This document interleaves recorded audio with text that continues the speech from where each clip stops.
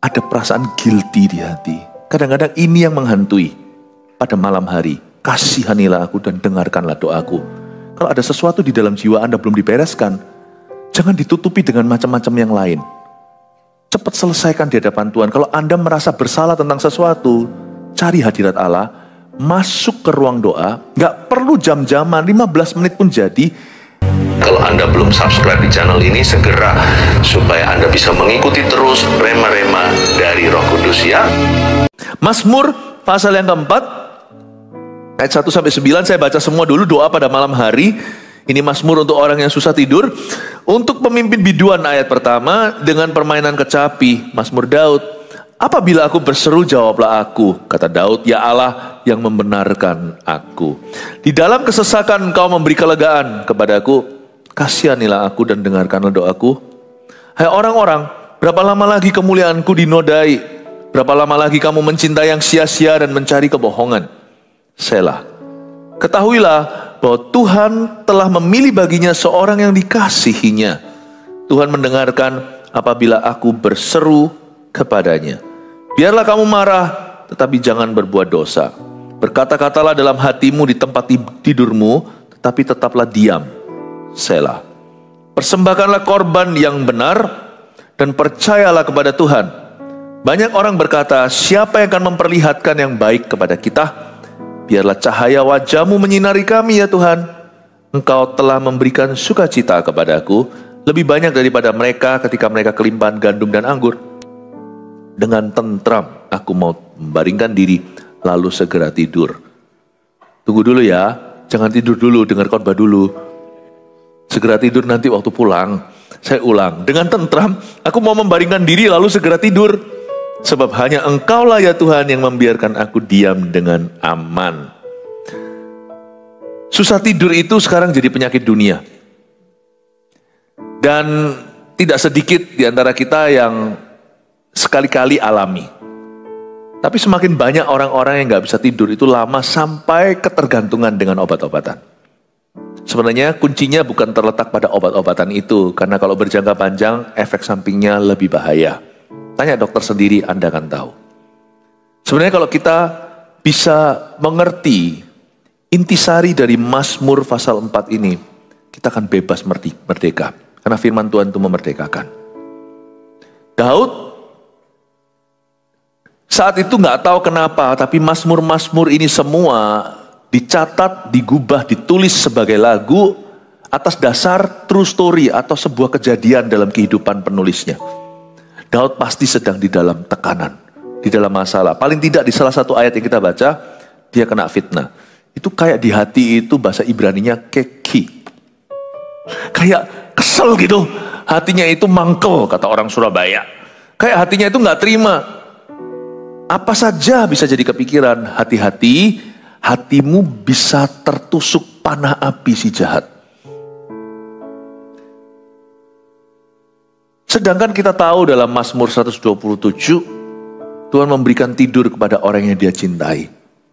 Salah satu tanda bahwa orang itu hidup dalam cinta kasih Allah adalah orang itu bisa tidur pulas tanpa gangguan. Jadi kalau kasih terganggu, tidur terganggu pula. Bukan hanya itu, Mazmur 127, sisi satunya lagi adalah Tuhan justru bekerja atau memberikan sesuatu, tunggu dulu saat orang itu tidur. Sama dengan operasi. Operasi kan pertama-tama anestesi. Tergantung ada operasi yang dibius total, ada yang dibius tengah, atau dibius lokal. Tapi kalau kita mau mencapai hasil yang maksimal, misalnya operasi besar, bius total. Baru setelah itu, operasi itu bisa terjadi tanpa gangguan, tanpa distraction, lalu berhasil dan sembuh. Ketika Tuhan membawa Hawa kepada Adam, Adam dikasih anestesi ilahi, maka Tuhan membuat Adam tidur pulas. Allah, sebagian dari pekerjaan Allah dalam hidup anak-anaknya, itu pada saat anaknya itu tidur. Karena tidur itu sebenarnya bukan sekedar istirahat. Tidur itu takdir. Diciptakan Allah, kita itu satu hari harus tidur pulas sekian jam. Berarti ada panggilan ilahi di dalamnya. Tidak heran setan tahu potensi itu dan ganggu. Karena dia tahu kalau sampai waktu yang sakral itu terganggu, kita nggak akan mendapat mimpi indah, tidak akan dapat mimpi dan penglihatan, dan hidup kita juga jadi tidak seimbang, jadi nggak sehat. Jadi kelelawar malam begadang, paginya bengkak matanya. Kedua kelopaknya kudu tertutup saja. Terbolak-balik semua jadi nggak indah pada waktunya. Segala sesuatu itu ada waktu, hanya indah pada waktunya. Mau ngalami berkat Tuhan, tidur waktu tidur, bangun waktu bangun, kerja waktu kerja, di gereja waktu di gereja. Di gereja jangan mikir kerja, di kerjaan jangan mikir pelayanan. Semua indah pada tempatnya. Setan tahu, jadi saya ingin membicarakan sesuatu yang sifatnya dasar. Ini pun pengajaran firman, bahwa tidur itu perlu. Bukan hanya Tuhan memberi tidur kepada barang siapa yang dikasihinya, tapi Tuhan juga baru bekerja di beberapa hal-hal tertentu di hidup ini saat kita tidur. Seorang pemain bola tahu, seorang atlet ya, sekalipun dia latihan setengah mati, malam dia harus istirahat cukup. Karena semua yang dia latih, rekam ulang, tendang satu arah berkali-kali, atau kalau main basket lemparkan ke basketnya itu beribu kali, beratus kali minimal.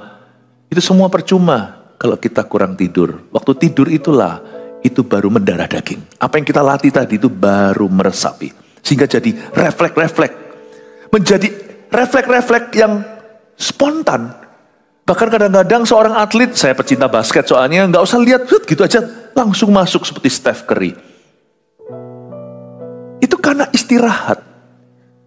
Istirahatnya cukup. Gak mungkin dia diizinkan begadang kalau besok final. Pasti sama coach pelatihnya sudah diwanti-wanti, bahkan oleh pemilik klubnya, lu jangan main-main ya, besok itu pertaruhan. Jadi jangan pernah remehkan. Sebagai seorang pengkhotbah juga sama. Atau seorang yang harus menaruh dalam kata-kata atau tulisan. Biasanya keteledoran terjadi kalau kita kurang tidur, kurang bobok. Pernah ada kecelakaan pesawat di dunia ini adalah karena orang yang menjaganya di menara itu kurang tidur. Pilot juga pernah kan terjadi masalah atau kasus. Kurang tidur, harus menjaga omongan. Lalu besok kan pulasnya waktu justru pegang setir. Jadi harus hati-hati. Ada banyak kecelakaan terjadi, dan seorang pembicara juga sama. Ada bagian-bagian otak kita, saya tidak masuk ke ilmu ya, ilmu itu biarkan ilmuwan, saya pendeta. Tapi belajar dari pengalaman lah. Kalau kita kurang tidur, itu betul-betul perlu keajaiban untuk bisa menaruh kalimat. Karena otak kita itu korsleting, tidak bisa compact disk, tidak bisa kita itu membuat efisiensi kata-kata. Apalagi ketajaman efektivitas. Untuk kita bisa menatanya protein semua, bukan hanya berdoa. After you doa, harus istirahat. Nah ini tantangan buat saya, karena saya tadi pagi aja bangun jam 3. Jam 3 udah seger tadi, udah kirim ke grup-grup. Mereka masih tidur mungkin, ada satu tiba-tiba deng, jam 4 jawab saya. Ya memang kalau kita semua hamba Tuhan weekend gini, semua sudah terjaga pagi-pagi. Jujur saya semalam kurang tidur, bukan tidak mempraktekkan firman, bukan. Ya. Tapi I hope I can pull this through untuk mengajarkan sesuatu. Sekarang sudah ngerti ya tentang tidur itu pentingnya. Makanya itu Bapak Ibu Saudara, waktu tidur jangan bawa dendam di hati. Jangan kau kontaminasi mesbahmu itu. Sleeping is a blessing. There is blessing in sleeping. Untuk kita itu tertidur dan berdoa dulu. Biasakan doa sebelum kita itu pulas. Orang terakhir yang kita harus ajak bicara, orang terakhir adalah Tuhan. Orang pertama yang kita ajak bicara atau yang kita sapa harus Tuhan Yesus. Makanya di pasal 3 sebelumnya itu kebaktian 1 tadi khotbah saya. Nyanyian di pagi hari. Saya kasih judul Mazmur untuk orang yang takut menghadapi harinya. Orang pertama kau sapa itu Tuhan, yang terakhir pula Alfa Omega. Jangan lupa. Ya, ada banyak ide itu Tuhan beri pagi-pagi fresh. Oh, tiba-tiba semalaman gua pikirin lembur-lembur, pagi-pagi tiba-tiba eureka, langsung aja seperti Einstein aku temukan rumusnya. Gitu aja. Kadang-kadang kita nggak temukan langsung waktu upon waking up atau waktu kita tersadarkan, tapi mungkin waktu kita saat teduh pribadi 1 jam kita sisihkan, lalu kita sembahyang cari Tuhan sebelum kita mandi-mandi siap ke office dan sebagainya atau siap kuliah. Atau ibu rumah tangga siap ke dapur kerjanya, belanja. Tuhan kasih di sana. Waktu kita memberikan embun pagi, kesegaran itu pada Tuhan. Penting loh ini. Ngapain sih Pastor Philip khotbah soal tidur? Saya rasa ini efek sih ke dalam hidupmu. Maka apapun yang penting dalam hidupmu penting bagi aku dan harus aku ajarkan secara firman. Mari sekarang kita lihat sedikit, mulai kita lihat satu persatu, kita bahas ya ayat per ayat. Mazmur untuk orang yang susah tidurnya. Untuk pemimpin biduan, dengan permainan kecapi, Mazmur Daud. Kita semua tahu ini Mazmurnya Daud. Dia ngalami apa kita nggak tahu persis. Nggak semua Mazmur itu ketahuan itu lagi kejadian apa, kita ahli teologi pun hanya bisa meraba-raba. Tapi ada beberapa yang jelas sekali. Misalnya salah satu Mazmur yang saya bahas hari ini, Mazmur ini ditulis oleh Daud ketika dia lari dari Absalom. Nah itu jelas, itu 2 Samuel pasal 15-18. Kalau yang ini kita tidak tahu apa. Tapi saya bisa mereka-reka kira-kira dia ini mengalami masalah. Dan Daud pun mengalami susah tidur seperti kita. Untuk pemimpin biduan, garis bawah. Untuk pemimpin biduan ini bicara tentang lagu yang dikasihkan ke WL-nya. Tapi kata untuk pemimpin di sini juga secara profetik bicara bahwa justru percaya nggak? Orang-orang yang paling nggak bisa tidur di dunia ini adalah para pemimpin. Sungguhan loh, jangan iri sama sukses orang. Aduh aku mau, andai kata aku bisa sekaya dia, malah justru banyak orang-orang kaya gak bisa tidur. Ini gak termasuk saya ya, saya gak bisa tidur tadi malam itu lain cerita. Bukan karena saya kaya, tapi saking lelahnya gak bisa tidur. Terus pikirannya pagi harus bangun, pagi bangun gak tidur sekalian jam 3 udah melek, udah seger sekali, udah berdoa segala. Jadi banyak orang kalau punya banyak tanggung jawab itu lebih menantang, tantangannya lebih besar untuk dia itu bisa taruh pikiran itu lebih besar. Makanya itu kita semuanya itu harus belajar untuk bersyukur dulu dan belajar mencukupkan diri, jangan iri dengan orang lain. Kita sih maunya lebih besar, whatever it is apapun itu, tapi kadang-kadang kita tidak punya mental strength to carry a greater task. Kita tidak punya yang namanya kekuatan mental yang cukup untuk mengangkat bobot atau beban yang lebih berat. Makanya itu iri hati itu bodoh sekali. Ya, mari kita percaya untuk taraf ini, di titik ini dalam hidupku, kasih karunia Tuhan cukup bagiku. Lalu bertumbuhlah sesuai seiring dengan kekuatan moralmu, kekuatan emosionalmu, kekuatan spiritual terutama, hubunganmu dengan Roh Kudus, persekutuanmu dengan Tuhan. Untuk pemimpin biduan, banyak leader di dunia ini. Saya curiga, saya nggak tahu, karena saya nggak tahu. Tapi para presiden, perdana menteri itu kayaknya saya nggak tahu gimana mereka bisa menata pikiran mereka di taraf sebagai manusia. Saya tahu bahwa pemimpin itu jauh lebih challenging. Doakan pemimpinmu, jangan kau kritiki saja. Kalau Anda anak muda, papa mama masih aktif, papa apalagi misalnya berjuang di marketplace, di dunia kerja, doakan, gak gampang loh. Anak-anak muda yang ada di sini gak gampang jadi papa mama, membesarkanmu aja susah, apalagi cari nafkah. Dan kedua-duanya, doakan mereka. Karena setan tuh selalu ingin memukul para leader dan pemimpin-pemimpin. Kalau bisa curi kesehatannya, kalau bisa ganggu aktivitasnya, kalau bisa membuat hidup mereka imbalance, membuat hidup mereka itu sempoyongan, kehilangan keseimbangan. You pray for them, pray for your mother, doakan ibumu, doakan bosmu. Jangan hanya selalu kita itu kurang-kurang melulu, lalu kita rasan-rasan di belakang, yes sir, di depan, tapi lalu kita cibir dia. Don't do that. Jangan gigit tangan yang memberimu makan. Doakan. Pemimpin biduan, untuk pemimpin biduan, pray. Atasanmu itu doakan. Doakan pemimpin CG-mu atau coachnya, di atasnya lagi supervisornya, atau supervisornya supervisor, TL-nya, di sini bahasanya team leaders, atau bahkan pastornya. You pray for them. Not easy loh untuk carry such an anointing atau urapan seperti itu. Karena sebagai pemimpin itu, kita itu garis depan. Jadi apa-apa itu ngantem kita dulu, baru ngantem pengikut kita. You pray for them. Kadang-kadang ada yang namanya gangguan tidur itu terjadi akibat apa? Gak tentu karena stres, juga bisa karena peperangan rohani. Doakan mereka. Sebuah pesan sederhana. Untuk pemimpin biduan dengan permainan kecapi. Tapi sekarang lupakan tentang leader atau bukan. ini berlaku untuk kita semua. Dengan permainan kecapi kita ingat cerita ketika ketika Saul lagi stres.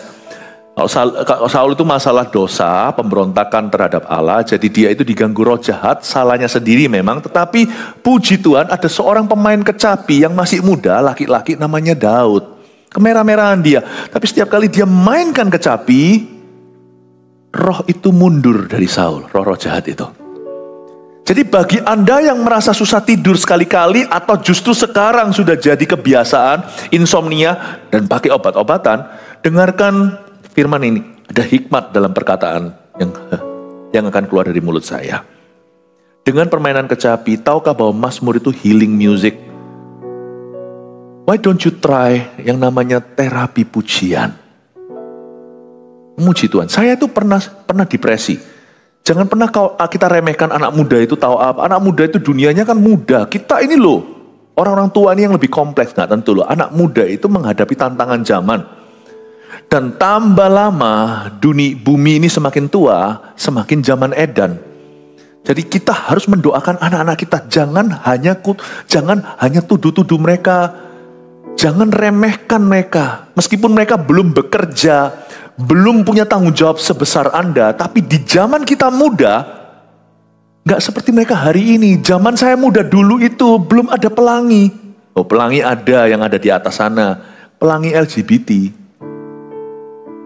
Sekarang susah jadi anak-anak muda. Zaman saya dulu, saya masih ingat waktu saya kecil, ada artis Hollywood kena AIDS, itu HIV. Wow, heboh. Sekarang apa? Tidak headline news lagi. Zaman sekarang itu lebih susah. Jadi pray for young people. Hari-hari ini waktu saya melayani, saya ketemu loh banyak anak-anak muda yang stres loh. Jadi jangan, apalagi kalau sama orang tuanya tidak komunikasi. Terus papa mamanya taunya hanya menuduh aja, kalau salah dimarahi. Tidak ada kekuatan moral, tidak ada support mental support dari mami daddy. Emosional support juga nggak ada. Anak-anaknya itu hampa secara emosi, perasaannya itu nggak diperhatikan. Nggak ada keintiman di dalam keluarga. Bahkan tidak ada quality talk, tidak ada waktu kualitas. Apalagi spiritual support atau dukungan spiritual, nggak ada lah. Orang tuanya nggak tahu, bahkan orang tuanya nggak membangun kerohanian, gimana bisa bangun anaknya? Jangan kita anggap enteng anak-anak kita. Anak kecil sekarang itu bisa stres. Dari zaman saya aja 30 sekian tahun yang lalu, saya umur 18 tahun itu kena depresi. When I was 18. Mungkin juga ada pindah-pindah tempat itu pengaruh buat saya. Waktu itu kami sebagai keluarga nggak ngerti seperti ini. Umur 6 saya sekolah Taiwan. Pulang dari Taiwan nggak bisa bahasa Indonesia, dibully di Indonesia. Bullying itu terjadi loh. Saya dibully di sini, dihajar saya. Sungguhan dihajar secara fisik. Kan nggak bisa ngomong bahasa Indonesia, habis saya. Sudah bisa ngomong bahasa Indonesia, cabut lagi saya ke Singapura. SMP di sana. SMP baru selesai di sana, saya pindah ke Kanada SMA. Kuliah di situ. Bukan karena itu sih, tapi karena pergaulan. Saya banyak stres dulu. Umur 18 saya depresi 3 kali mau bunuh diri. Depresi saya menjadi umur 16 sampai 18. Sampai dengar suara. Suaranya nggak enak sih. Saya tahu terjadi. Akhirnya saya ngerti itu roh jahat. Tapi dulu saya nggak tahu. Saya kira apa, saya gila. Saya dengar suara bunuh orang itu. Makanya jangan heran kalau kita lihat di video ada anak muda di video di news di berita, lalu dia masuk penjara. Waktu ditanya kenapa kau membunuh, ada suara menyuruhku. Dunia menyebut dia sakit jiwa. Tapi kita juga tahu ada roh jahat. Saya dulu tuh parah, umur 16-18 itu. Jangan kau remehkan anak-anak muda. Pray for your sons, pray for your children. Doain anak-anakmu. Jangan dianggap remeh. Oh tapi kan keluarga kami Kristen. Oh, jauhkan, bebaskan kami dari jahat adalah doa Bapak kami. Justru untuk anak-anak Tuhan doa itu. Tahukah setan itu menargetkan pertama-tama anak-anak Tuhan? Dia tidak menargetkan anak-anaknya sendiri, wong sudah miliknya. Anak-anak terang. Tidak nakut-nakuti, tapi supaya kita berjaga-jaga dan waspada. Pray for young people nowadays. Doakan untuk orang-orang muda hari-hari ini. Ternyata saya dalam melayani, saya menemukan bahwa banyak anak muda tidak bisa tidur. Lucu ya, ironis sekali, gak terdengar di zaman-zaman kita.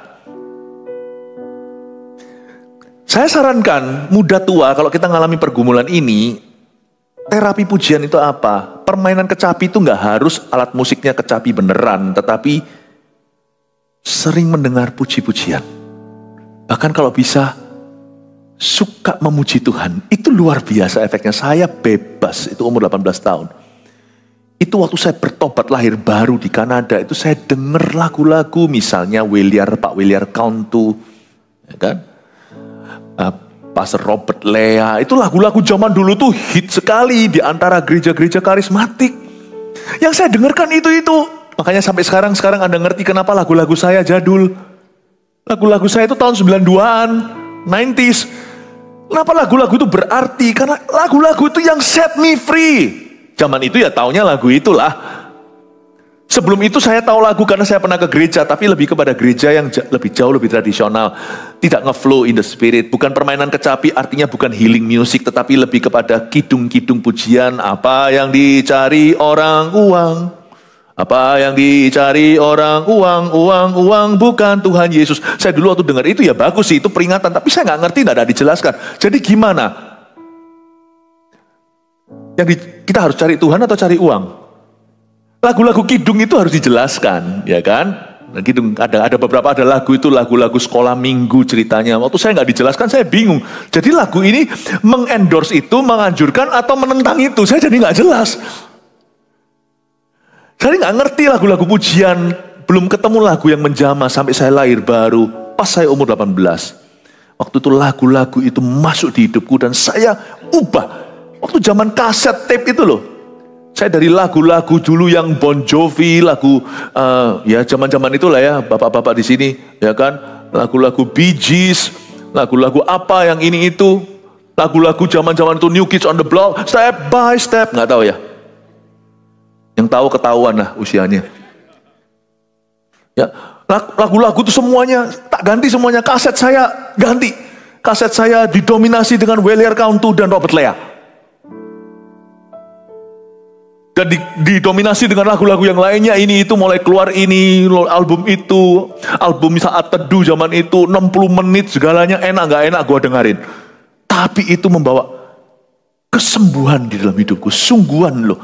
Umur 18 itu betul-betul saya jadi seorang pemuji, gak bisa nyanyi. Bonusnya dikasih suara jadi sedikit tambah merdu. Dulu sungguh-sungguh suara saya itu kuncinya berubah-ubah. Tapi karena saking sering nyanyinya, saya pelan-pelan bisa gitar. Jadi bukan masalah tentang bisa main musik atau tidak. Tapi loving God's music. Mencintai musiknya Tuhan. Itu menyembuhkan, itu really. Saya ganti semuanya itu. Michael Jackson dan sebagainya. Dulu kesenangan saya lagunya itu loh. Smooth Criminal. Nggak tahu ya, ya sudah. Lagu-lagunya itu loh. Just beat it, just beat it. No. Saya gitu dulu, makanya berantem melulu. Just beat it. Berubah jadi kasih, pasti lemah lembut. Lah gimana gak berubah? Ajarilah kami ini saling mengasihi. I was loving God's music. And it has ever since become my life. Sejak hari itu sudah menjadi bagian dari hidupku sampai hari ini 32 tahun ketiga. 32 tahun. Berubah. You wanna be free? Change the music you listen to. Saran ya, Songs from the Rooftop not bad tuh. Hari ini lagi launching Chinese-nya lagi. Sekalian belajar bahasa. Ganti permainan kecapi. Loving God's music. Mencintai musiknya Tuhan. Itu menyembuhkan. Depresi itu pergi lari kayak maling ketahuan. Sungguhan dalam hidup saya. Oh, susah banget ternyata tengking-tengking. Bukan itu utamanya. Utamanya adalah hatiku syarat pujian. Itu mengubah loh. Coba deh. Sebelum tidur ya, susah tidur ya. Nyembah Tuhan aja. Ku angkat hatiku. Ku pandang kekudusan-Mu saat ku sembah, ku puji-Mu, ku rasakan kehadirat-Mu Tuhan, ku angkat hatiku, hatiku, ku pandang kekudusan-Mu. Saat ku sembah, ku puji-Mu, ku rasakan kehadiran-Mu Tuhan. Saya nyanyi kadang-kadang satu lagu tak ulang-ulang setengah jam juga gak bosan-bosan. Kalau hati itu penuh kasih mula-mula, kadang-kadang malah justru di lirik-lirik terakhirnya saya jadi nangis loh. Jadi cengeng saya kalau di hadirat Tuhan. Nangis tapi plong gitu lepas. Gampang tidur. Kalau zaman dulu kalau tidak dengar suara jam 3 pagi subuh, saya gak mungkin mulai merem. Sekarang saya bisa perintahkan pada jiwa saya, jiwaku, tidur. Pujilah Tuhan, tenang, tidur. I can command my soul to rest. Except last night, kecuali tadi malam. Jadi firman ini biar kena ke saya juga. Sama-sama kita dikotbahi. Untuk pemimpin biduan dengan permainan kecapi, Mazmur itu healing music. Mazmur itu healing music. Banyak sekali. Engkau gembala yang baik, Mazmur 23. Seperti rusa rindu, Mazmur 42. Banyak sekali. Telah digubah nih lagu. Nyanyi aja terus. Lama-lama kan ngantuk. Oke? Ayat 2. Apabila aku berseru, jawablah aku. Apa yang membuat orang itu tidak bisa restful dan hatinya tidak bisa sabat? Itu karena hatinya dia tertuduh. Apabila aku berseru, jawablah aku. Ya Allah yang membenarkan aku. Di dalam kesesakan, Engkau memberi kelegaan kepada aku. Kesesakan macam apa ini? Kalimat sebelumnya, ya Allah yang membenarkan saya. Ada perasaan guilty di hati. Kadang-kadang ini yang menghantui pada malam hari. Kasihanilah aku dan dengarkanlah doaku. Kalau ada sesuatu di dalam jiwa Anda belum dibereskan, jangan ditutupi dengan macam-macam yang lain. Cepat selesaikan di hadapan Tuhan. Kalau Anda merasa bersalah tentang sesuatu, cari hadirat Allah, masuk ke ruang doa, gak perlu jam-jaman, 15 menit pun jadi. Ucapkan kalimat-kalimat yang sungguh-sungguh mengakui dan secara sengaja menyerahkan ke Tuhan. Ya Allah yang membenarkan aku berseru. Apabila aku berseru, jawablah aku. Di dalam kesesakan Kau memberi kelegaan. Waktu hati kita sesak, sesaknya ini gak main-main. Sesaknya ini karena perasaan bersalah. Entah apa yang telah kau lakukan, atau apa yang tidak Anda lakukan yang membuat Anda merasa guilty. Salah satu feeling atau emosi yang paling buruk yang manusia bisa miliki adalah feeling guilty. Tapi sebenarnya itu emosi yang baik kalau itu adalah templakan Roh Kudus. Tapi kalau itu adalah sesuatu perasaan bersalah yang kita simpan, kita tidak akui, itu namanya lari. Kemanakah aku dapat pergi menjauhi Roh-Mu Tuhan? Semakin lama kita lari semakin jauh, semakin jiwa kita tertekan. Gimana bisa istirahat? Gimana kita bisa tenang? Kita kehilangan damai malahan. Semakin jauh aku, tanganmu menekan aku dengan berat. Mazmur 139, doa di hadapan Allah yang Maha Tahu. Di dalam kesesakan Kau memberi kelegaan. Salah satu emosi yang paling negatif yang manusia bisa punya adalah perasaan guilty yang tidak diselesaikan di hadirat Allah. Makanya itu saya suka sekali di ayat 2. Apabila aku berseru, jawablah aku. Ya Allah yang membenarkan aku. Tuhan, please benarkan saya. God my righteousness. Aku salah, aku minta ampun. 1 Yohanes 1 ayat 7 berkata, kalau kita berkata kita tidak berdusta, kita bohong. Tapi kalau kita salah, kita berdosa, akuilah dosamu. Allah itu setia dan adil. Dia bukan hanya akan mengampunimu, tapi juga menyucikanmu dari segala perbuatanmu yang jahat. Ya Allah yang membenarkan aku. Take my guilt. Saya merasakan sesuatu ya. Ini efeknya langsung. Ya, seorang psikiatris saja tidak akan bisa memberitahumu. Karena hanya berbicara sampai ke alam jiwa. Tetapi kalau kita mau bicara ke dalam alam roh, itu hanya firman Allah. Saya mendapati sesuatu kalau hati saya beres sama Tuhan sebelum saya tidur. Saya jauh lebih tenang dan saya bisa tidur dengan pulas. Lucu, pernah sekali saya nggak bisa tidur. Tapi setelah saya bicara kepada Tuhan dan berkata, Tuhan, apa ini yang ganjel di hatiku? Saya doa sama Tuhan sebentar. Amin. Ini sungguhan berapa kali saya coba. Waktu amin langsung menguap. Hati-hati dengan kata amin kalau malam hari. Amin. Kalau beres sama Tuhan tuh enak loh. Sungguhan loh. Kita nggak bawa beban. Sehingga besok pagi hari itu Selalu baru setiap pagi, baru setiap pagi, besar setiamu Tuhan, besar setiamu. Your mercies, they are new every morning, new every morning. Great is thy faithfulness, O Lord, great is thy faithfulness.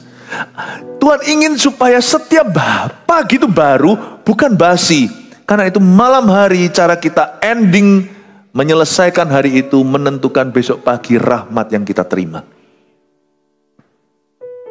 Sadarkah Anda pentingnya transisi ketika kita tidur malam hari menuju ke new mercy? Imigrasi berkat itu ada dua sisi. Misalnya kalau kita ada di sisi sini, misalnya orang Amerika mau ke Meksiko, sisi Amerika ada tok paspor keluar, mau masuk Meksiko ada tok paspor Meksiko. Ya, hola, ¿cómo estás tú? Di sebelah sini, hello, how are you? Dua sisi. Sisi berkat Tuhan setiap hari dalam hidup kita adalah malam hari dan pagi hari. Pastikan Anda mulai dengan benar dan akhiri juga dengan baik.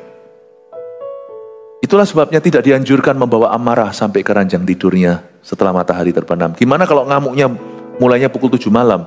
Ya jangan matiin lampu. Jangan pura-pura Anda tahu, kura-kura dalam perahu. Langsung tutup aja pintu, matiin lampu. Jangan bawa kepahitan. Karena besok itu nggak akan tertanggulangi lagi. Itu sudah tertumpuk. Seperti makanan yang nggak sehat. Misalnya kalau di jalanan tidak tahu gimana, itu bumbu dibawa tidak diganti, disiram lagi, makanya lezat. Tapi itu semuanya sudah ngendap. Banyak hal pagi hari kalau malam tak kau selesaikan, besok tidak kita bicarakan lagi, lalu berbulan-bulan. Hatinya kenapa erosi, kenapa tiba-tiba berubah setia? Lu jangan heran, itu sudah diendap terus setiap hari. Malam tidak ditok, pagi nggak ditok. Udah gitu aja. Be careful, kita harus profesional untuk bisa bukan hanya menjaga hati dalam segala waspada, tapi menjaga hari dengan waspada pula. Karena tiap hari ada kesusahannya, berarti tiap hari juga ada glorinya. Sebenarnya saya ditanya sama orang gini, Pastor Philip, apa sih rahasianya untuk membangun sesuatu karir apa yang sukses? Saya bilang gampang kok. Your success isn't determined by your dreams. Suksesmu tidak tergantung dengan mimpimu sih. Mimpi orang itu muluk-muluk besar. Kalau nggak percaya, orang di luar sana sampai yang sakit jiwa, sampai yang telanjang bulat. Lalu kalau Anda tanya itu punya mimpi, justru mereka kadang-kadang jadi begitu karena mimpi mereka tidak kejadian. Kecewa, terpukul, bisa jadi begitu. Tuhan, jadi kuncinya bukan di mimpimu. Sukses kita seorang anak Tuhan itu ditentukan bagaimana Anda mengikut Kristus setiap hari, memikul salibnya. How do you follow Christ daily? Makanya di dalam doa Bapak kami, berikan pada kami hari ini makanan kami. Yang secukupnya dalam bahasa Inggrisnya, give us today, hari ini, bukan tomorrow, bukan besok, bukan kemarin. Kita bisa buat perencanaan. Tetapi cara kita jalani hari per hari, itulah suksesnya nanti. Give us today our daily bread. Saya ingin sekali mengajarkan, memuridkan Anda lewat firman ini supaya kita sama-sama komitmen. Day by day setiap hari tidak kecolongan. Amin Bapak Ibu Saudara. Ya Allah yang membenarkan aku, selesaikan segera, kasihani aku dan dengarlah doaku. Coba lihat ayat 3, ini lucu. Kalau Anda teliti, jangan lupa ya konteksnya. Mazmur itu lagu. Dan ini adalah doa. Jadi Daud itu di ruang doanya lah ceritanya. Ngomong sama Tuhan. Kok tiba-tiba dia ngomong sama orang? Gak mungkin lah dia bawa musuhnya masuk ke kloset doanya. Kok bisa dalam doanya dia berkata ayat 3, hai orang-orang, berapa lama lagi kemuliaanku dinodai? Ngamuk nih. Kalian kok cemari reputasiku? Kenapa kalian character assassination? Kenapa kalian membunuh karakterku? Hai orang-orang, berapa lama lagi kemuliaanku dinodai? Ini lagi murka nih Daud. Berapa lama lagi kamu mencintai yang sia-sia dan mencari kebohongan? Kenapa kalian fitnah-fitnah? Ini lagi ngamuk. Tapi untung berhenti sampai ayat 3 dikasih sela. Emosi itu jangan lama-lama. Bolehlah kita curahkan hati pada Tuhan. Tetapi jangan berakhir di sana. Hai orang-orang, berapa lama lagi kemuliaanku dinodai? Kok tiba-tiba dalam ruang doanya dia ngomong sama orang? Apakah musuhnya ada di kloset doanya? Coba Anda kalau teliti pikirkan. Tidak, Daud itu curhat. Itu kayak gini loh dalam doa. Tuhan, orang-orang ini loh, kesel aku. Itu kayak gitu loh. Cuman ini jauh lebih nyeni daripada cuman bilang, dasar orang-orang ini, dasar teman-temanku itu, punya teman gitu gak perlu musuh. Ini sih itu, dulu kan aku yang bantu. Kesel aku, gak terima aku diginiin. Orang itu lupa ya dia dulu siapa. Bukankah aku yang berjasa? Dalam hadirat Tuhan, untungnya Daud gak keluar dari ruang doanya, marah sama orang itu. Daud masuk ke ruang doanya, curhat sama Tuhan. Ih, orang-orang ini, tapi jangan diterusin, nanti stroke. Makanya ada Selah. Selah itu berhenti.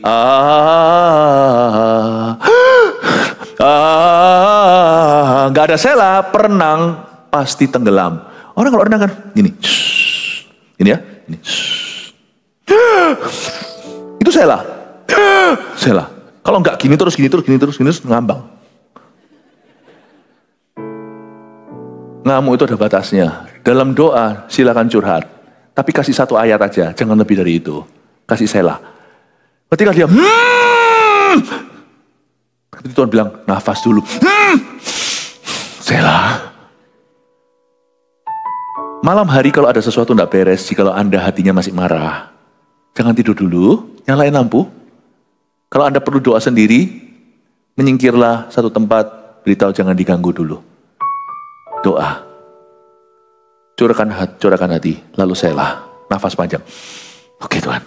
Lalu lihat ya ayat 3 ke ayat 4, terjadi perubahan tonasi. Perubahan berita. Ayat 3 kan dia ngamuk. Ini orang-orang ini gergetan aku.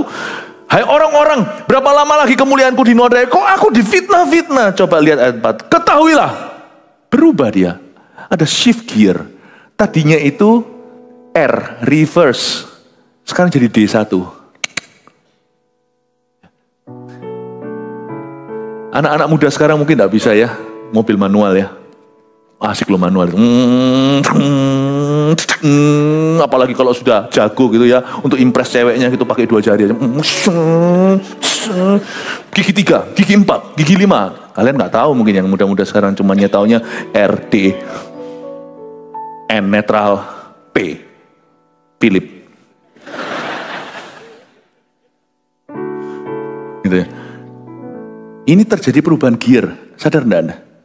Hai orang-orang, lu orang ini, sampai ke ayat 4 langsung ketahuilah. Kok beda ya? Tiba-tiba kok berwibawa, ketahuilah bahwa Tuhan telah memilih baginya seorang yang dikasihinya. Tuhan mendengarkan apabila aku berseru kepadanya. Dia nggak berakhir di marah. Dia appeal naik banding ke Tuhan, bukan minta pembelaan. Dia minta kasih karunia. Tuhan, aku tidak mau terus dalam marahku. Aku sebelum tidur, aku ingin mencium wajahmu. Ya sudah wis, ya sudah mau apa orang begitu sama aku. Tapi aku tahu, itulah ketahuilah, bahwa Tuhan memilih saya bukan untuk membenci sesama. Tuhan memilih saya bukan untuk saya itu terganggu istirahat saya. Tuhan tidak memilih saya untuk jadi orang yang kepahitan. Tuhan tidak pilih saya menjadi orang yang kalah dengan keadaan. Tetapi ketahuilah bahwa Tuhan telah memilih baginya seorang yang dikasihnya. Tuhan mendengarkan apabila aku berseru kepadanya. Ini suara optimisme. Ini positive thinking sekali. Iman itu bukan positive thinking. Iman itu bukan berpikiran positif. Iman itu lebih dari itu. Tapi kalau pikiran positif aja nggak bisa, gimana bisa beriman? Yang pasti iman juga bukan negative thinking. Orang berkata iman itu pikiran positif, salah. Iman itu oleh pendengaran firman Allah. Tapi firman itu selalu positif, tidak pernah negatif. Kalau dia tegur sesuatu, itu kalau suaranya negatif, itu untuk membawa kita ke arus positif. Kalau kita positif aja nggak bisa, nggak mampu, mana bisa kita beriman? Ketahuilah bahwa Tuhan telah memilih baginya seorang yang dikasihinya. Inilah yang kurenungkan setiap waktu. Ayat 3 boleh marah, jangan sampai ayat 4. Nyanyian pujian dan pengagungan kepadamu.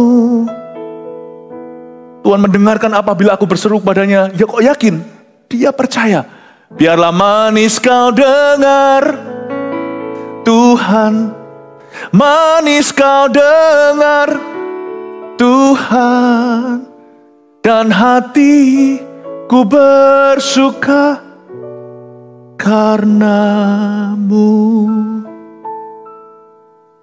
Semua yang benar, semua yang mulia, adil, kudus, dan yang manis. Semua yang benar dan layak didengar, pikirkanlah semua itu. Ketahuilah bahwa Tuhan telah memilih baginya seorang yang dikasihinya. Daud gak marah lagi. Tuhan, kalau aku belum bisa mengasihi, ku renungkan kasih-Mu dulu. Aku ini adalah orang yang Kau kasihi. Masa aku itu sama orang perhitungan? Ya sudahlah, kalau aku dicinta sama Tuhan, gak ada salahnya aku ampuni musuhku. Tuhan mendengarkan apabila aku berseru kepadanya. Positif sekali. Penting sekali malam hari Anda itu shift gear. Tadinya reverse, mundur. Kalau manual kan gini, dek, dek.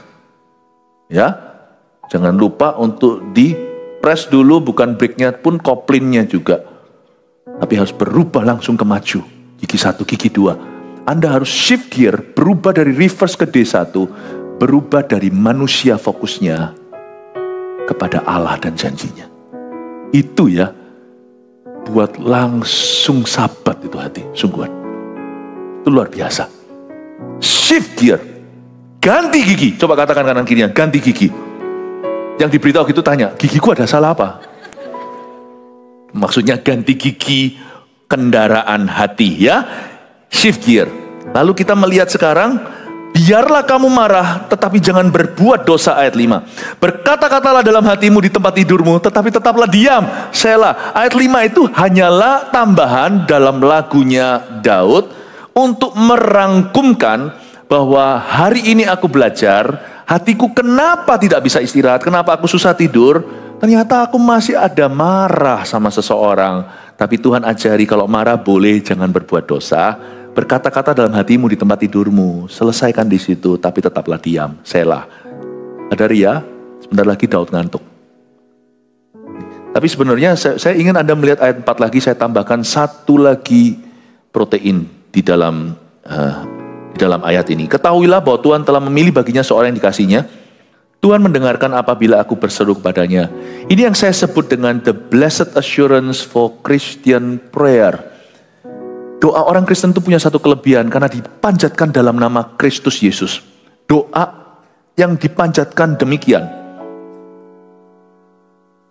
adalah doa yang pasti sampai ke sorga. Tidak ada seorang pun dapat datang kepada Bapa kecuali melalui aku. Jadi doa orang Kristen itu luar biasa. Bukan agama, tapi karena dipanjatkan dalam satu nama. Itulah sebabnya Daud di sini itu punya fondasi, sekalipun di zaman Perjanjian Lama Yesus belum datang sebagai Yesus anak manusia. Tapi anak Allah itu sudah ada dari sejak dahulu kala selama-lamanya. Dari dulu sekarang sampai selama-lamanya. Jadi dengan inspirasi Roh Kudus Daud berkata, Tuhan pasti dengarkan doaku. Wong aku adalah anaknya, tanda kutip Yesus. Meskipun Daud adalah nenek moyang Tuhan Yesus secara lahiriah. Tapi dia berkata, Tuhan mendengarkan apabila aku berseru kepadanya. Allah Israel mendengarkan aku. Itu kepastian yang sama di Perjanjian Baru. Kita-kita yang berdoa dalam nama Yesus. Saya beritahu ya, kita itu doanya pasti didengar. Jawabannya terserah Tuhan, tetapi pasti didengarkan.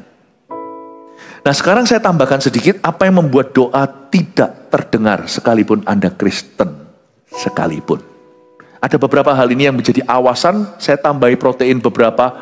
Ini bukan informasi tapi transformasi hati supaya Anda hati-hati. Ada beberapa hal yang pastinya Tuhan mendengarkan apabila aku berseru kepadanya. Kadang-kadang seolah-olah Tuhan memang tidak mendengarkan doa itu sekalipun dipanjatkan dalam nama Yesus. Kalau doa itu hanya teori lewat mulut, lip service saja. Apa yang membuat doa tidak terjawab? Because we do not abide in Christ. Karena kita memang doa, tapi kita tidak tinggal di dalam Dia. Yesus berkata di Yohanes 15, tinggallah dalam aku di dalammu, firmanku tinggal di dalammu, kamu dalam firmanku, mintalah apa saja. If you don't abide in Christ, kalau kita tidak tinggal dalam Kristus, jangan anggap nama Yesus itu mantra. Belajar dari anak sekewa, mencoba tengking setan pakai itu, setannya takut, gentar, tapi tidak mau keluar. Jadi kuncinya di relationship, bukan di cara berdoa. Makanya itu orang yang berkata, aku tidak mau doa, aku tidak bisa doa. Aku tidak bisa doakan aku tidak mau doa karena aku tidak fasih lidah. Doa itu tidak ada hubungannya sama fasih lidah. Doa itu hubungan. Salah satunya alasan kenapa kalau kita tidak tinggal dalam kasih, orang yang kepahitan tidak mau mengampuni, doanya akan terhambat. Karena Kristus berkata, tinggallah dalam kasihku. Yohanes 15 itu. Salah satu alasan juga kenapa doa tidak didengarkan adalah unbelief atau ketidakpercayaan. Yesus tidak bisa membuat banyak mujizat di Nazaret karena mereka tidak percaya. Yesus bisa kalau dia mau maksa, tapi Tuhan tidak pernah begitu karena Roh Kudus tidak pernah menyurupi. Roh Kudus itu memenuhi. Kalau dia tidak diundang, kalau kita tidak buka pintu, dia tidak akan masuk ke situ. Jadi salah satu alasan juga kenapa doa tidak didengar sekalipun Kristen adalah unbelief atau ketidakpercayaan. Another thing, salah satu lagi adalah failure to fast atau gagal untuk puasa. Kadang-kadang Tuhan itu akan, tidak selalu ya, kadang-kadang waktu kita doa saja seolah tidak mempan, lalu tiba-tiba Tuhan kasih hikmat. Jenis ini nggak bisa diusir kecuali doa dan puasa. Saya alami itu waktu saya bertobat tahun 92. Saya kan mengalami depresi berat, lalu saya mengalami kelepasan demi kelepasan. Hidup saya dulu kacau lah pokoknya. Tapi akhirnya saya mengalami kelepasan. Waktu saya mengalami kelepasan itu, tiba-tiba ada seorang hamba Tuhan yang diteguhkan 2-3 hamba Tuhan yang lain tidak saling berkenalan. Di waktu kurang lebih bersamaan, tidak ketemuan. Saya diberitahukan saya harus puasa, maka saya memulai journey saya. Waktu saya memulai pelayanan, saya masuk ke sekolah Alkitab, karena waktu saya bertobat itulah saat-saat saya masuk ke seminari atau sekolah teologi. Di saat-saat itu saya puasa, itu sendiri mustahil. Kalau saya pikir-pikir lagi, mana mungkin anak umur 18. Anak umur 18 itu perutnya itu adalah lembah curam tak bertumbuh. Saya makan nasi pecel dulu itu bisa 4 bungkus. Makan instan noodle itu bisa 7 sekali makan loh ya, bukan seumur hidup. Tiba-tiba Tuhan suruh saya puasa. Demi pemakaian Allah, saya masih ingat kok. 3 hamba Tuhan, berbeda-beda, kebangsaan juga. Dan saya diteguhkan oleh Tuhan, saya puasa 40 hari tidak makan solid saya. That's how I begin my ministry. Gak bisa seperti Tuhan Yesus 40 hari, itu gak makan, gak bisa, saya gak bisa. Saya masih pertumbuhan lagi waktu itu. 40 hari saya hanya minum liquid food. Saya tidak makan solid 40 days. Kalau saya gagal melakukan itu ya pasti Tuhan hair lagi. Bukan berarti Tuhan tidak cinta atau berkatnya dicabut, ya enggak. Tetapi pasti Tuhan suruh saya lakukan. Kadang-kadang ada orang di sini yang disuruh Tuhan puasa, enggak mau. Ya pasti ada sesuatu yang terhambat. Selain itu apalagi? Bad marriage.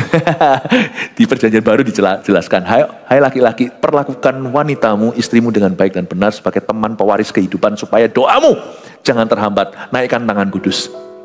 Jangan pakai untuk mukul.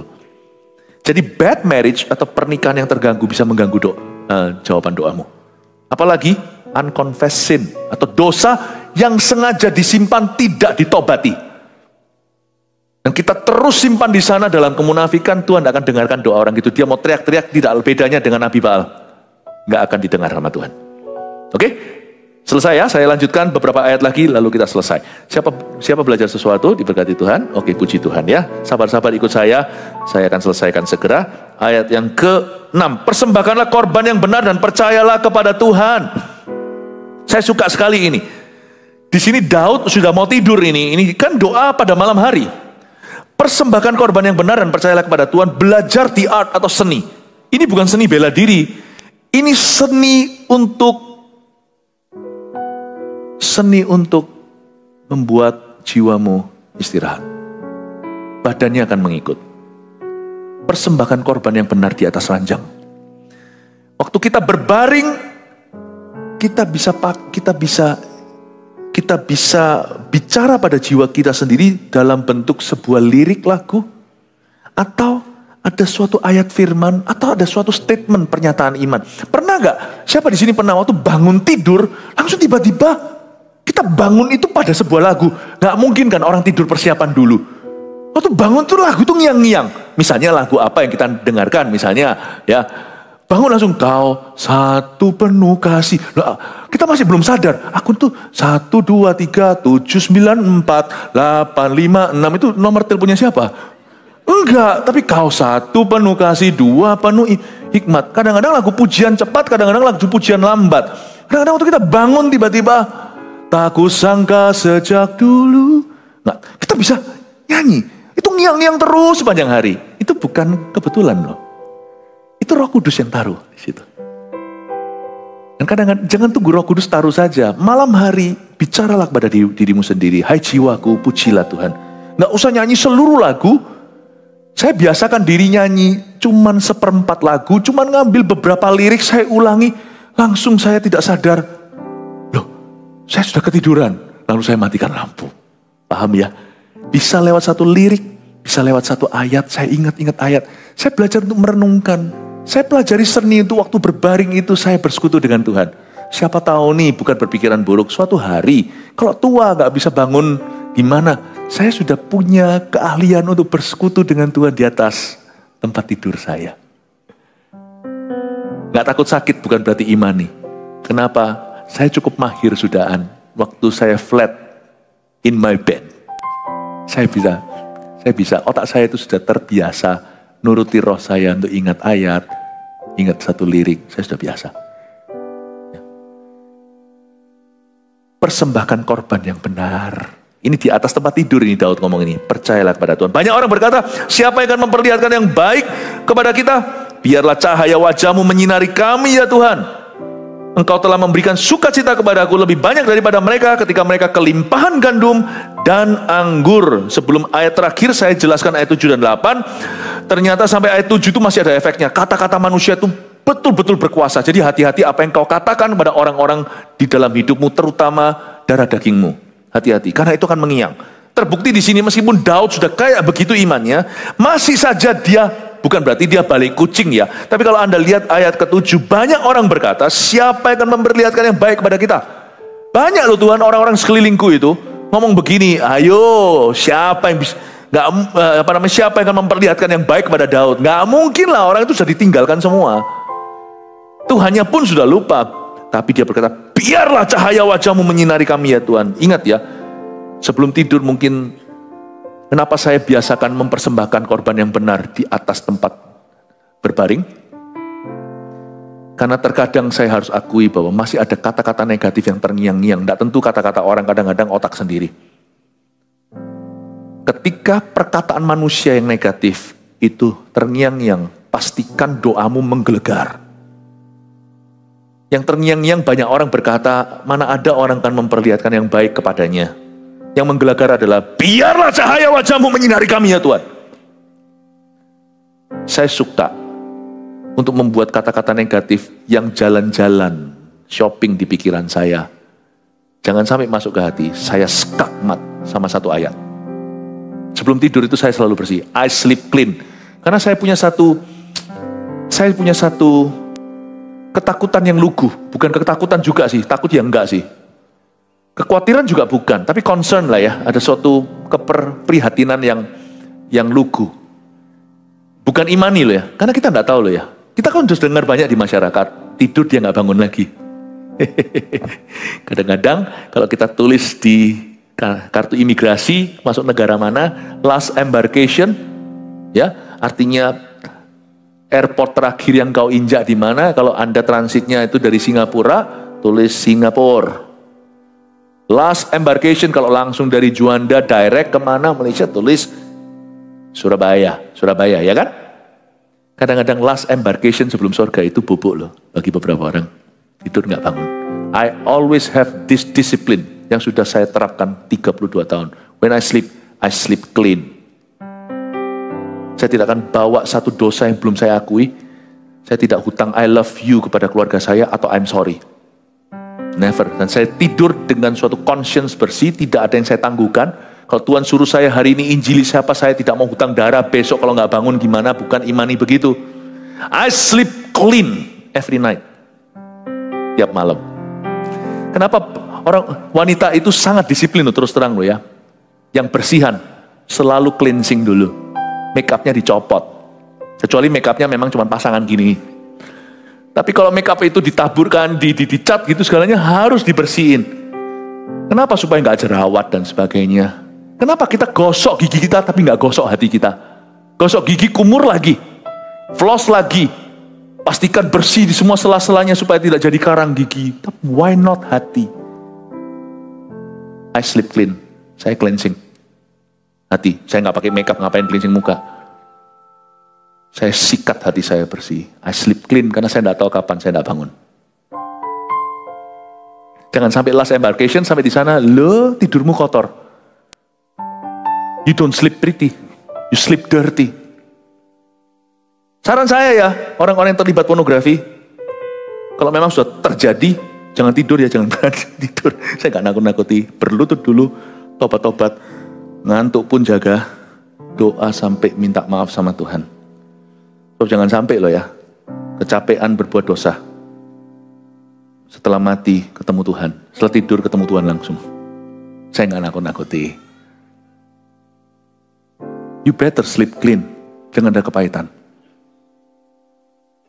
Saya tidak mau hutang sama jemaat, tidak mau hutang darah. Kalau waktunya saya bobok malam ini, saya sudah selesaikan 5 ibadah, memberitahukan semua yang saya tahu per hari ini.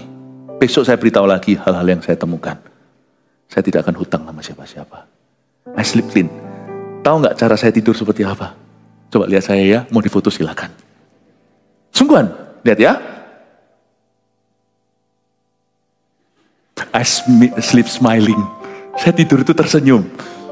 Kalau sampai nggak bangun suatu hari, saya datangnya ke Tuhan dengan senyum. Ya, format wajah saya itu saya bawa ke kekekalan, tapi saya pasti bangun, don't worry, karena saya harus menguburkan banyak orang.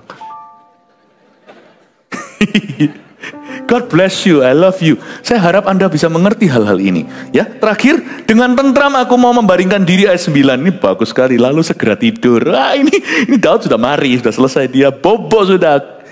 Sebab hanya Engkaulah ya Tuhan yang membiarkan aku diam dengan aman. So beautiful ya. Dengan tentram aku mau membaringkan diri lalu segera tidur. Ada satu film Mr. Bean, satu episode. Itu lucu sekali. Mr. Bean kan memang konyol ya. Dia gak bisa tidur di kamarnya yang kecil itu dengan bonekanya. Lalu dia ambil semacam postcard gitu. Lalu dia lihat ada domba kan. Oh bukan postcard, apa itu gambar. Lalu dia ulang salang hitung lagi dari awal. Terus dia pakai kalkulator. Oh, ya namanya cuman parodi. Saya sih tidak perlu kita hitung domba, banyak stresnya nanti. Hitung aja satu, hitung gembalamu. Mataku tertuju padamu. Ini bukan dari Mazmur, ini lagu biasa. Terus gimana? Segenap hidupku kuserahkan padamu.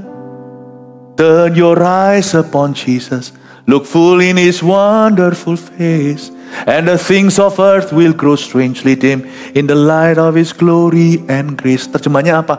Nah, tidak ada waktu, nanti tanya orang sebelahnya. Turn your eyes upon Jesus. Di sini Daud bisa tentram, berbaring langsung tidur, karena dia melihat wajah gembalanya. Dia sleep clean, hati ke hati ketemu.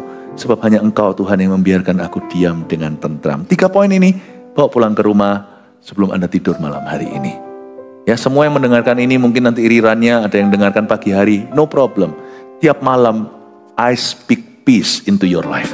Tiap petang hari menjelang malam hari waktu mau istirahat pada malamnya, saya berdoa supaya khotbah, sermon atau sharing saya akan membuat setiap malammu damai sejahtera. 1. Waspadalah. Sebab stres menjadi-jadi di malam hari. Panic attack segalanya itu banyakan di situ. Gak selalu ada orang di siang hari, tapi malam itu biasanya adalah high season atau musim derasnya. Waspadalah sebab stres semakin menjadi-jadi di malam hari loh. Jaga hati. Tidak heran setan itu bekerjanya itu juga tidak hanya malam, siang juga ada. Setan itu gentayangan di mana-mana, tapi malam itu adalah jam favorit. Karena di malam hari orang bisa bersembunyi seolah-olah begitu. Ya. 2, sebelum tidur geserlah fokus hati secara sengaja dari manusia kepada Allah. Nanti setan pun gak berani menindihmu dalam tidurmu. Gak akan berani. Panic attack semuanya, serangan fajar itu gak terjadi. Kalau hatimu itu fokus ke situ, kau milik Yesus. 3, saat berbaring bicaralah pada jiwa sendiri sebuah lirik lagu atau ayat firman. Amin Bapak Ibu Saudara. 1 Petrus 4 ayat 7. Kesudahan segala sesuatu sudah dekat. Karena itu, kuasailah dirimu dan jadilah tenang, supaya kamu dapat berdoa. Saudara yang terkasih, terima kasih telah mendengarkan firman Tuhan hari ini. Jangan jangan lupa untuk dukung terus channel ini dengan cara subscribe, like, share, dan juga komen, agar saudara kita yang lain juga boleh terberkati. Tuhan Yesus memberkati kita.